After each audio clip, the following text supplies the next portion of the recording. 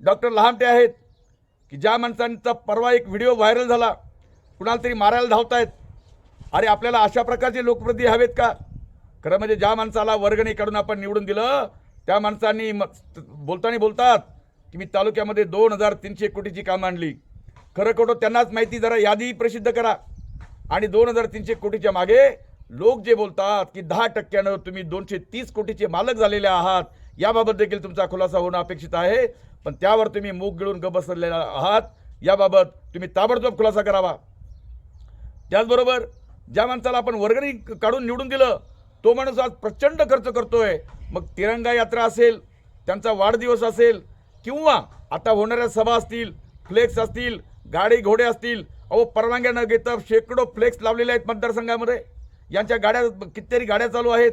यांच्या सभांना प्रचंड गाड्या लावून माणसं आणली जातात, रोजावर माणसं आणली जातात. त्याचा प्रचंड खर्च होतोय. एका बाजूला ज्या माणसाला पैसे नव्हते वर्गणी काढून आपण निवडून दिलं तो माणूस करोडोचा खर्च कसा करू शकतो असा माझा सवाल आहे. त्याचबरोबर यांचं बेगडी प्रेम. अहो हा RSSचा अर्ध्या चड्डीतला स्वयंसेवक आहे. त्याचे माझ्याकडे फोटो आहेत. मी पाहिजे तुम्हाला देतो पत्रकार मित्रांना, तो व्हायरल करा. आणि हे देखील भाजपचे जिल्हा परिषद सदस्य होते. जसे अशोकराव बांगरे विधानसभेला भाजपकडून आमदारकी लढवली होती. सुनीताताईंनी जिल्हा परिषद भाजपकडून जिल्हा परिषद गट लढवला होता, जिंकूनही आल्या होत्या. त्याचबरोबर आपल्या डॉक्टर लामटेंचं सुद्धा भाजप प्रेम आहे. ते काही लपून राहिले नाही. त्यांच्या गळ्यामध्ये जो गमछा आहे तो कदाचित भाजपच्या प्रेमापोटी घालतात का?